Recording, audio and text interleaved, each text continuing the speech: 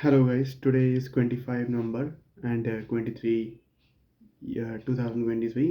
Today I am talking about we are talking about the business strategies. First of all, we talking the business. What is business? To business aspect covers two aspects that to fulfill the customer needs by finding the gaps in the between the market or to provide the customer conveniency. And yesterday we talked about the corporate level strategies. We discussed the three strategies about the in the business, three level strategies in the business. First of all is corporate level strategy, which is includes the top level faculties, top level persons, which includes CEO, MD, board of directors, and other persons which are responsible for making strategies. And on the second level, which is under below the corporate level or the top level, which is called business level managers, who are responsible for proceeding in the strategies for completing the objectives of the top level managers. So they are also called the middlemen in between the top level and the lower level. Lower level is the function level, which I've already discussed in the previous video that there are three levels. We also discussed the corporate level strategies yesterday, that there are four strategies, basically four strategies, main strategies which are being used in a corporate level. First is stability. Stability is that strategy which when business become comfortable in their products, in their businesses which are they are doing, and they are not able want to expand their businesses. And second is expansion, where business want to expand their business to next level and go ahead the competition. Third is the retrenchment strategy. This strategy is used when the business are in the losses or the negative phase and facing the huge competition from other players in the market. So last is fourth strategy is combination, when businesses use different strategies at different phases at a different levels. So these are the corporate level strategies which I have already discussed yesterday. Today we discuss the business level strategy. As we know that business level strategy managers are the middlemen. They are includes they are responsible for completing the strategies, for getting ahead of the strategies which are being used, which are which are the needs of the top level. So first of all, there are we came to know about the business level strategies by the Porter, Michael Porter. Who is Michael Porter? Michael Porter is very famous economist or strategic managers persons who are responsible, who makes the greater strategy at his own times.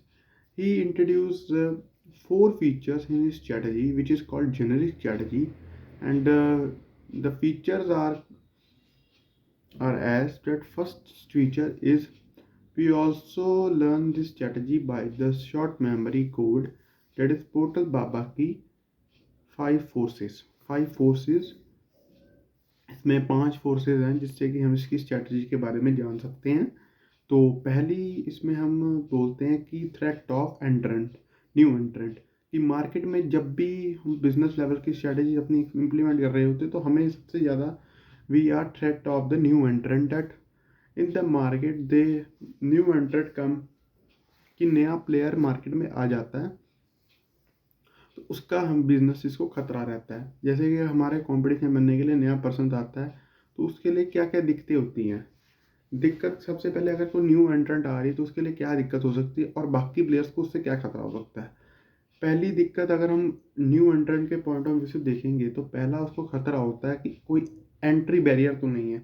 जैसे कि अगर हम बात करें airline industry की तो उसमें एक बहुत बड़ा एंट्री बैरियर है कैपिटल इन्वेस्टमेंट का, कैपिटल बजटिंग का, जिसमें कि बहुत ह्यूज इन्वेस्टमेंट लगती है। अगर उस बजट हमने बिजनेस में जाना है तो वो हर पर्सन नहीं कर सकता उस बिजनेस को।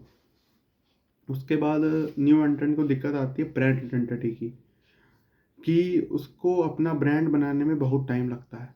अगर पिछला कोई ब्रांड, जैसे कि फॉर एग्जांपल अगर हम एप्पल का एग्जांपल लें तो एप्पल जैसी कंपनी जिसको बिजनेस करते काफ़ी टाइम हो चुका है वो अपनी, तो उसकी एक ब्रांड वैल्यू कस्टमर के माइंड में बन चुकी है और जो कस्टमर है वो स्विच नहीं करना चाहता। इसलिए जो नया प्लेयर है उसको ये दिक्कत है, उसको एक कॉस्ट बेयर करनी पड़ती है कि अगर वो नया आ रहा है तो उसको ट्रस्ट बिल्ड करना पड़ता है कस्टमर के बीच में, ताकि लोग उसके पास तरफ अट्रैक्ट हो सके। तो ये 3-4 दिखते हैं, एक दो और हम और डिस्कस करते हैं। जैसे कि इसमें स्विचिंग कॉस्ट का कॉन्सेप्ट भी आता है। स्विचिंग कॉन्सेप्ट का मतलब है कि जो कंज्यूमर्स काफ़ी देर से एक ही ब्रांड को यूज़ कर रहे होते हैं, अगर वो दूसरे ब्रांड की तरफ जाना चाहेंगे तो उनको लाने के लिए जो न्यू एंट्रेंट है उसको एक कॉस्ट बेयर करनी पड़ती है, एक एडवर्टाइजमेंट करनी पड़ती है, कोई फ्री वीज देनी पड़ती है, ताकि जो कंज्यूमर है वो उसकी तरफ कोई डिस्काउंट देना पड़ता है ताकि कंज्यूमर उसकी तरफ अट्रैक्ट हो सके। तो ये 3-4 चीज़ें होती हैं जिससे कि न्यू एंट्रेंट आने में और पुराने वालों को क्या दिक्कत होती है। जो एग्जिस्टिंग प्लेयर्स है, what they the problem they have been faced, that they have been faced that another competition come to the market and the competition increases distributes the whole market to the different parts, so the consumer can be distributed। और कई बार ऐसा भी होता है, जो नया एंट्रेंट आ रहा होता है वो कई बार शुरुआत में इतने डिस्काउंट दे देता है कि जो पुराने प्लेयर्स भी होते हैं उनको खतरा होता है अपने बिजनेसेस का।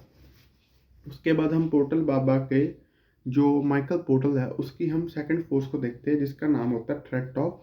एक तो हमने देखा थ्रेट ऑफ न्यू एंट्रेंट, फिर हम इसके बारे में देखते हैं थ्रेट ऑफ बायर। कई बारी जो बिजनेसेस जो एक्सिस्टिंग प्लेयर्स होते हैं मार्केट में उनको बायर से भी खतरा होता है, या बायर से क्या दिक्कतें आती हैं। कई बारी कोई ऐसे प्रोडक्ट्स होते हैं, कोई ऐसी सर्विसेज होती है जिनका बारे में प्रोडक्ट जो बायर्स हैं उनको पूरी नॉलेज होती है। जैसे कि फॉर एग्जांपल हम फ्रूट मंडी की या सब्जी मंडी की बात करें, जहाँ पे हर प्लेयर को, हर जो कंज्यूमर्स है, जो बायर्स है, वो रेगुलरली वेजिटेबल्स को बाय करता रहता है, तो उसको क्या प्रोडक्ट्स के बारे में नॉलेज ज़्यादा हो जाती है। तो वो क्या है, बार्गेनिंग करता है, बायर बार्गेनिंग के बीच में आ जाती है। वो प्रोडक्ट की बायर बार्गेनिंग करता है तो उससे क्या होता है, जो सेलर होता है उसके जो मार्जिन होते हैं, प्रॉफिट मार्जिन, वो कम हो जाते हैं। तो ये दिक्कत क्रिएट करता है। दूसरा है कि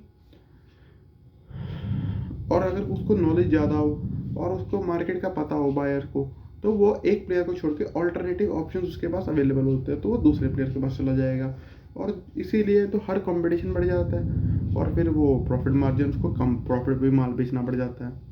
दूसरा थ्रेट होता है जो कि माइकल पोर्टल की फोर्सेस में इंक्लूडेड है, थ्रेट ऑफ सप्लायर। सप्लायर का क्या दिक्कत है, सप्लायर भी कई बार लिमिटेड होता है। जैसे मान लो अगर हम एयरलाइंस इंडस्ट्रीज की ही बात करें तो उसमें जो सप्लायर है वो लिमिटेड है।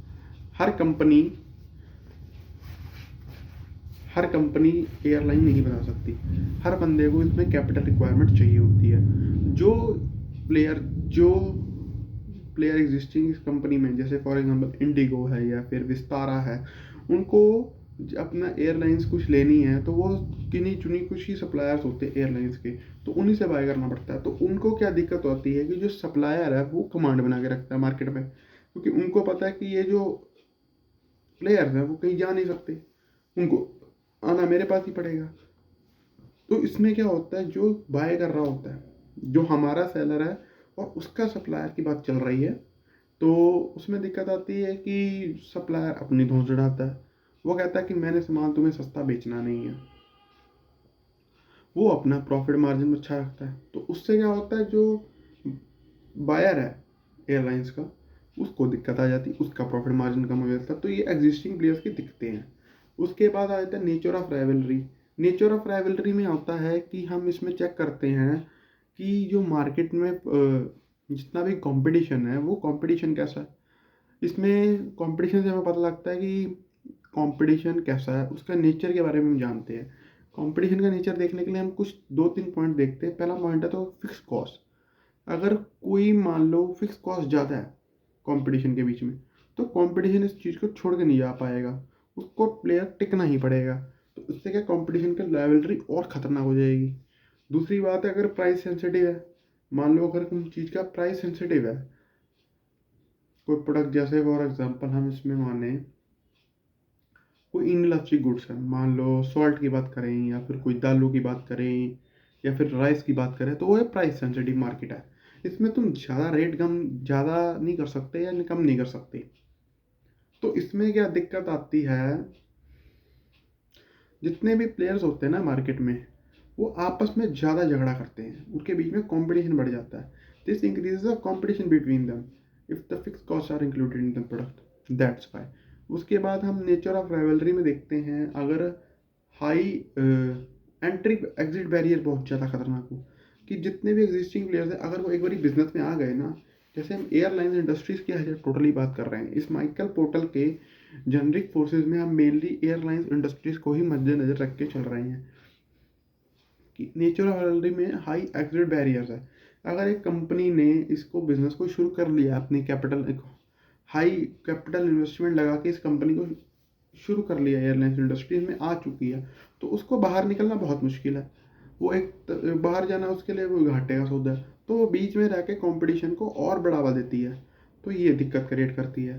तो ये सारी हम जो डिस्कस कर रहे हैं बातें, ये माइकल पोर्टल की जेनरिक स्ट्रेटेजीज के अंदर आते हैं, जेनरिक फोर्सेस के अंदर आता है, जिससे कि हम नाप सकते हैं कभी भी अगर हमने बिजनेस करना हो, तो हम ये 5-7 पॉइंट को देख सकते हैं कि अगर हम कोई भी इंडस्ट्री में जा रहे हैं, तो सबसे पहले हमने 4 पॉइंट हमने डिस्कस कर लिए। सबसे पहले हमने किया बायर्स बार्गेनिंग पावर, बायर्स की क्या दिक्कत है, कि बायर्स को कितनी नॉलेज है, बायर्स कितने डिमांड कितनी है। दूसरा हम चेक कर सकते हैं कि इसमें सप्लायर का कितना रोल है, जिससे हमने माल लेना है, अगर हमको प्रोडक्ट मार्केट में जा रहे हैं, तो हमने उसमें देखना है कि जो सप्लायर है उसका क्या रोल है।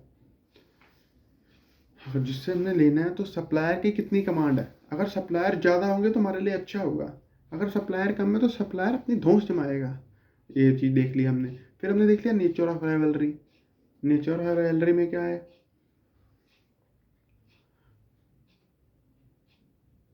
नेचर ऑफ राइवलरी में हमने देखा था कि जितने भी एग्जिस्टिंग प्लेयर्स हैं उसमें कंपटीशन किस तरह का है, कि जिसमें हाई एग्जिट बैरियर कितना है, या फिर उसमें हम देख सकते हैं प्राइस सेंसिटिव चीज़ हम देख सकते हैं, जिससे हमने पढ़ा था। उसके बाद हमने इसमें देखा था, लास्ट 4th पॉइंट हमने इसमें देखा था, हाँ, थ्रेट ऑफ न्यू एंट्रेंट, कि इसमें नए प्लेयर आने के लिए क्या फिक्स कॉस्ट को इसको चुकानी पड़ती है, या स्विचिंग कॉस्ट क्या है, ब्रांड आइडेंटिटी क्या है। तो हमें सारी चीज़ों को कंसिडर करके हम कोई भी नई मार्केट में एंटर कर सकते हैं।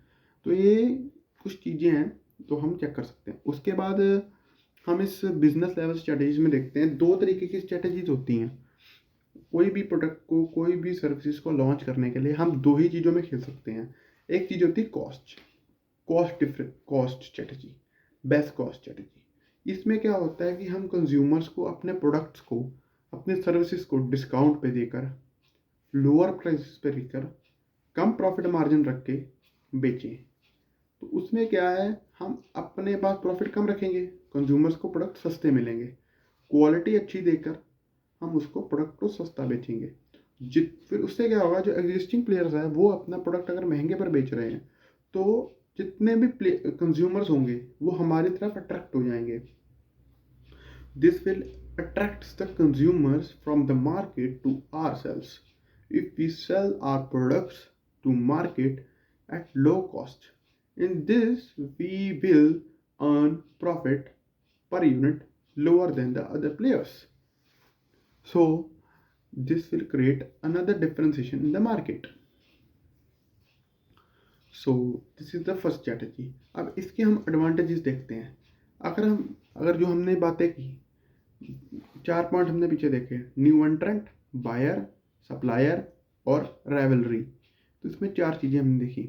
अगर हम लो कॉस्ट में बेचेंगे तो न्यू एंट्रेंट आनी मुश्किल है। न्यू एंट्रेंट को आने से पहले पर उसको स्ट्रेटजी देखनी पड़ेगी, हम किस तरह से लोग कम माल पे बेच रहे हैं, ठीक है। उसके बाद उसको देखना पड़ेगा बायर कुछ कर नहीं पाएगा, बायर का फ़ायदा है, तो बायर को अगर सामान सस्ते में मिल रहा है तो बायर हमसे ले लेगा। सप्लायर हम क्या, अगर हमारा माल ज़्यादा बिकेगा तो हम सप्लायर से भी रेट कम करवा लेंगे, इसमें भी हमारा फ़ायदा है। दूसरा है कि नेचर ऑफ राइवलरी कम हो जाएगी। अगर हम सामान कम बेचेंगे एग्जिस्टिंग प्लेयर से, तो उससे क्या होगा, हम मार्केट में ज़्यादा एक्सपेंड कर पाएंगे, ठीक है। तो उसमें क्या होगा, कंपटीशन कम हो जाएगा। ये इसके एडवांटेजेस हो गए। अब इसके डिसएडवांटेजेस यही होते हैं कि ये वाली जो स्ट्रेटजी है ये तभी काम में आएगी अगर हम अपने प्रोडक्ट को मास सेल पे बहुत ज़्यादा क्वांटिटी में बेचें। अगर हम इस प्रोडक्ट्स को कम क्वांटिटी में बेचेंगे फिर ये काम नहीं आ पाएगी स्ट्रेटजी, क्योंकि अगर हम कम लो, if we sell these product at low mass, then we are not able to earn the profit from this, because already we have the lower margins. And if we sell to the focused players, focus very small quantities, then we are not able to compete our fixed cost from that. That's why we have to sell these products at huge mass, huge sales. And another point we have should we discuss in there is that if we want to use a cost strategy, lower cost strategy, so we should not able to spend our money in the R&D. R&D means research and development, because if we are already earning very low cost, uh, low profits per unit, then we are not able to have enough cash inflows, so we are not able to spend on the R&D on the original product for increasing the quality of the product. Understood? So this is another disadvantage. And we should also discuss another disadvantage, that third point, that this strategy will not work in long term, because if we are selling our product at lower cost, but if another player comes and have deeper pockets, have lot of money from us, then he can sell these products at more lower cost than us. Then we are totally get out of this market, because अगर कोई player हमसे भी सस्ता सामान बेचने वाला आ गया, तो उसी दिन क्या होगा, हम इस मार्केट से बाहर हो जाएंगे, क्योंकि हमारे जितने भी कंज्यूमर्स हैं वो थोड़े ही समय के अंदर शिफ्ट हो जाएंगे उस प्लेयर के पास। अगर उस प्रोडक्ट में, उस प्लेयर में जो उस माल को बेच रहा है उसमें और हमारे में कोई डिफ्रेंसिएशन ना हुआ और वो सामान और सस्ते में बेच पा रहा है, तो वो एकदम से उसके पास चले जाएंगे। ठीक, ये इसके डिसएडवांटेजेस हो गए। उसके बाद हम एक और स्ट्रैटेजी के बारे में बात करते हैं, that is called differentiation strategy. What is called differentiation strategy? जैसा कि हमने बात की कि प्रोडक्ट को मार्केट में लाने के लिए सिर्फ दो ही स्ट्रैटेजीज पे हम कह सकते हैं, एक हुई कॉस्ट, दूसरी होगी डिफरेंशिएशन। अब डिफरेंशिएशन हम कॉस्ट में नहीं खेलते, इसमें हम प्रॉफिट अर्न करते हैं। In this we earn the high profit margins and we sell the profit, earn the profit per unit higher than the other players. But what the strategy defines? This strategy is defines that we are differentiate our products and services, design, brand different from other players.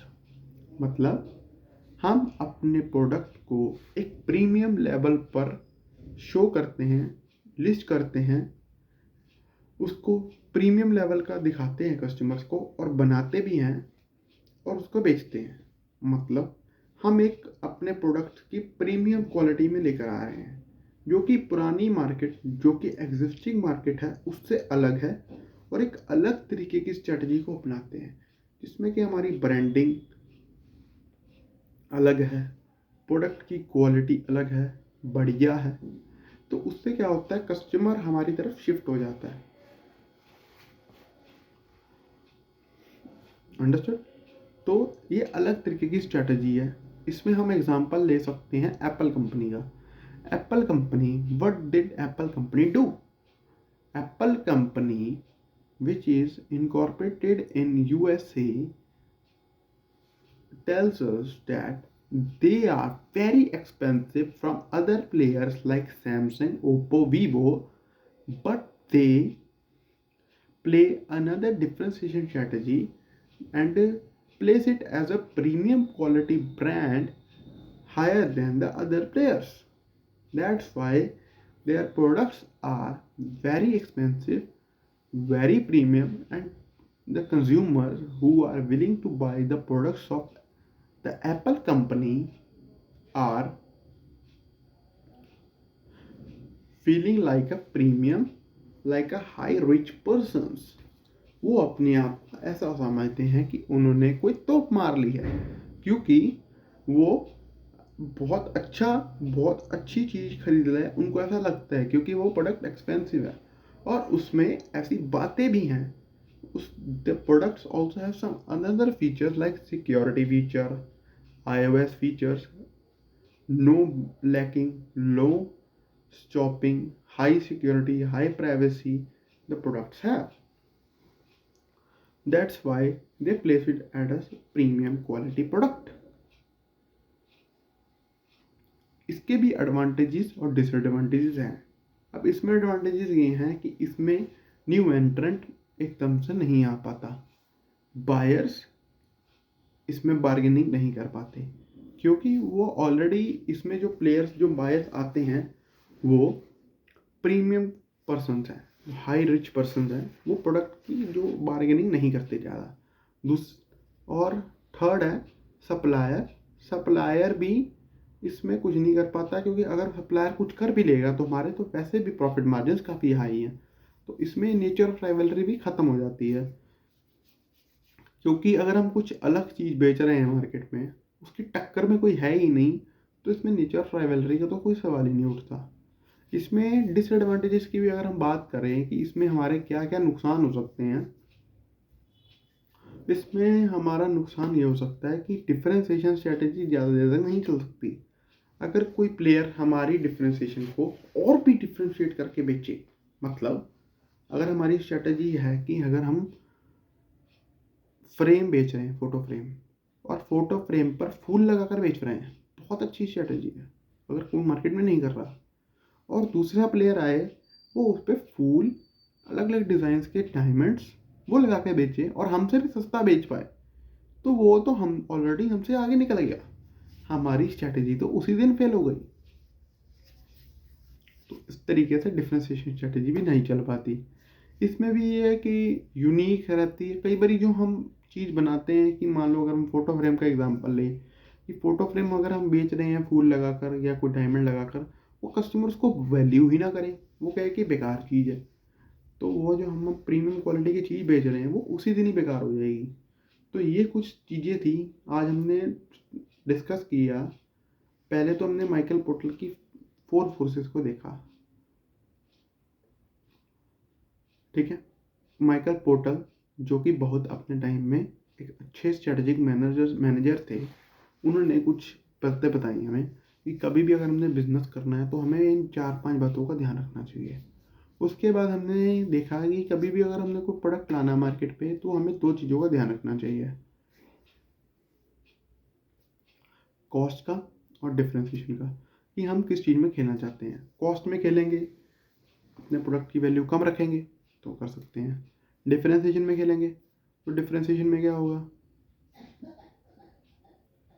Premium quality पे बेचेंगे, अलग तरीके से बेचेंगे, high profit margin होंगे।